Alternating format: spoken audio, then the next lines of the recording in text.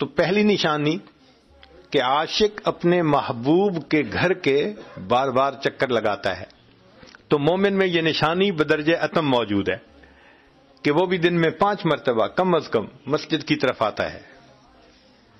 دوسرا یہ کہ عاشق اپنے محبوب پر مال خرچ کرتا ہے، مال لٹاتا ہے۔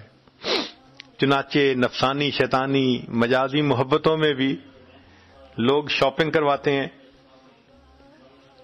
تو مومن کو دیکھیے، مومن بھی اللہ پہ اپنا مال وہ کیسے زکوٰۃ ادا کرتا ہے۔ یہ جو مال کی زکوٰۃ ہے غریبوں کو دینا، یہ حقیقت میں محبوب کے اشارے پر اپنے مال کو لٹا دینا ہے،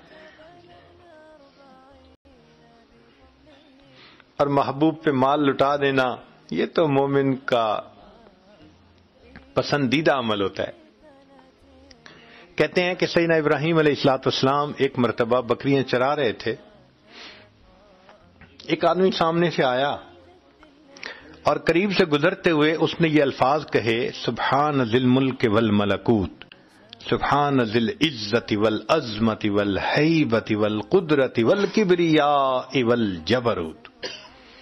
جب اس نے اللہ تعالی کی حمد اتنے اچھے الفاظ سے کی نا تو ابراہیم علیہ السلام کا دل مچل گیا، کھڑے ہو گئے، اے بھائی ذرا یہ الفاظ ایک مرتبہ اور کہہ دو۔ اس نے کہا کہ اس کے بدلے میں مجھے کیا دیں گے؟ مان لگے یہ میرا آدھا ریوڑ آپ کا ہوا، آپ یہ الفاظ کہہ دیجئے۔ اس نے پھر یہ الفاظ کہے۔ اب جب دوبارہ یہ الفاظ سنے تو دل پھر تڑپ گیا، دل نے کہا ہوتی رہے ثنا تیرے حسن و جمال کی، اللہ یہ بندہ آپ کی تعریف کرتا رہے اور آپ کا خلیل اس کو سنتا رہے۔ اے بھائی ایک مرتبہ پھر کہہ دینا، اب کیا دیں گے؟ بقیہ ریوڑ بھی آپ کا۔ اس نے پھر الفاظ کہہ دیے۔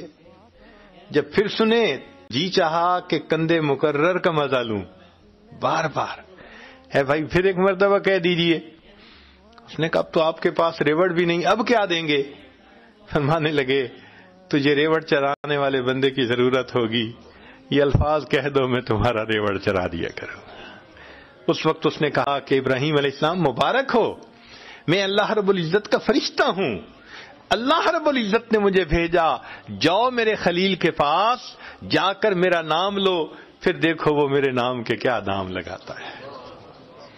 تو جن کو اللہ سے محبت ہوتی ہے وہ تو بک جاتے ہیں اللہ کے نام پہ۔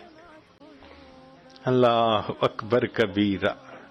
چنانچہ نبی علیہ الصلوۃ والسلام کے بارے میں آتا ہے کہ جب رمضان کا مہینہ آتا تھا نبی علیہ السلام دونوں ہاتھوں سے اپنے مال کو اللہ کے راستے میں لٹا دیا کرتے تھے، خرچ کیا کرتے تھے۔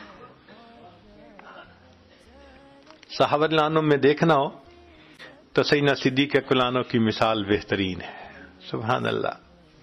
نبی علیہ السلام نے ایک موقع پر فرمایا اللہ کے راستے میں لاؤ۔ عمر رضی اللہ عنہ فرماتے ہیں کہ مجھے خیال آیا کہ ہر دفعہ ابو بکر صدیق مجھ سے بڑھ جاتے ہیں، میرے حالات اس دفعہ اچھے ہیں، ماں ہے، اور وہ تو فقیر آدمی ہے، تو میں اس دفعہ ان سے زیادہ لے آؤں گا۔ چنانچہ سیدنا عمر رضی اللہ عنہ گھر گئے اور اپنا مال آدھا گھر رکھا گھر والوں کے لیے، اور بقیہ آدھا لا کر نبی علیہ السلام کی خدمت میں پیش کر دیا۔ تھوڑی دیر کے بعد سیدنا صدیق اکبر عنہ بھی تشریف لے آئے۔ نبی علیہ السلام نے پوچھا ابو بکر گھر والوں کے لیے کیا چھوڑ کے آئے؟ سمپل جواب دیا، میں گھر والوں کے لیے اللہ اور اس کے رسول صلی اللہ علیہ وسلم کو چھوڑ کے آیا۔ کیا مطلب ابو بکر؟ اللہ کے وسلم جو کچھ تھا میں نے سب کچھ لا کر پیش کر دیا، حتیٰ کہ جو اپنے کپڑے تھے وہ بھی بدل لیے، ٹاٹ کا لباس پہن لیا اور نارمل کپڑے بھی دے دیے، یہ بھی کسی کے کام آ جائیں گے۔ کتابوں میں لکھا ہے دیوار پہ بھی ہاتھ مارا، کوئی سوئی نہ کہیں اٹکی ہوئی ہو، وہ بھی لے جاؤں گا۔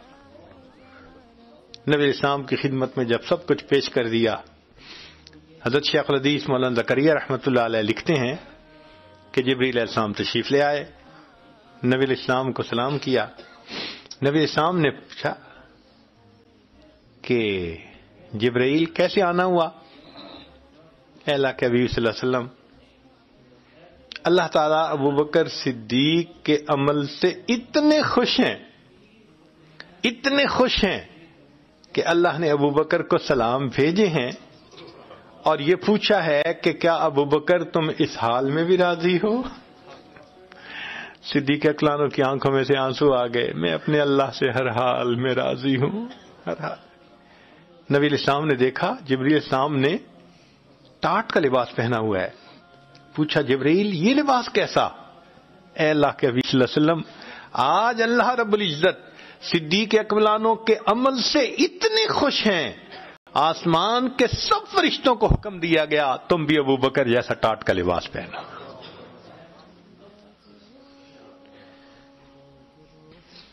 تو یہ صفت بھی مومن کے اندر ہوتی ہے کہ محبوب کے نام پر اپنا سارا مال لٹا دیتا ہے۔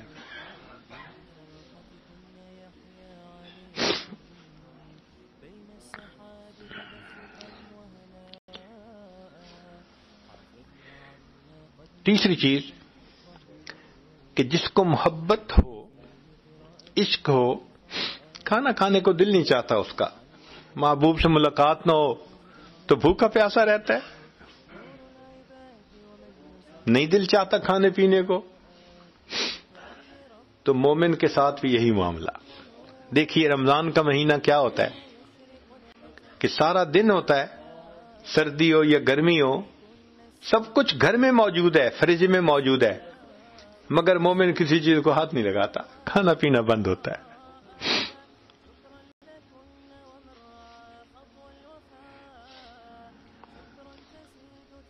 چنانچہ علماء نے روزے کے 3 درجے لکھے ہیں کہ عوام الناس کا درجہ اور خاص لوگوں کا درجہ اور ان سے بھی خاص لوگوں کا رتبہ۔ پہلا روزہ تو یہ کہ کھانا پینا نہ کیا جائے، یہ پہلا رتبہ ہے۔ اس سے اونچا رتبہ کہ انسان کوئی گناہ نہ کرے، گناہوں سے اعضاء کو بچائے۔ پہلا رتبہ کھانے پینے سے اپنے آپ کو روکے، دوسرا گناہوں سے اپنے کو روکے، اور تیسرا رتبہ کہ قلب میں کسی غیر کا خیال آنے سے روکے اپنے آپ کو، دل میں بھی غیر کا خیال نہ آئے۔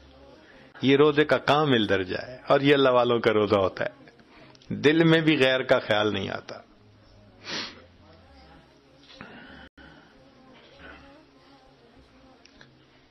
ایک چوتھی نشانی ہوتی ہے عاشق کی کہ وہ راتوں کو جاگتے ہیں، نیند نہیں آتی، راتوں کو جاگنا۔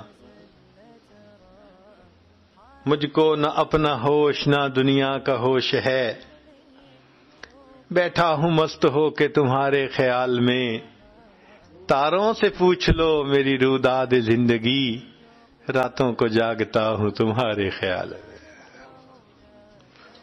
تو یہ عاشق کا کام ہوتا ہے، راتوں کو نیند نہیں آتی، نیند تو روٹھ جاتی ہے۔ اور یہی حال مومن کا ہوتا ہے۔ رمضان میں تراویح پڑھنا، پڑھتے پڑھتے ہی کئی مرتبہ سحری ہو جاتی ہے، رات کو سونا ہی نہیں ہوتا۔ تو راتوں کو جاگنا پورا مہینہ، یہ اس محبت کی علامت ہے۔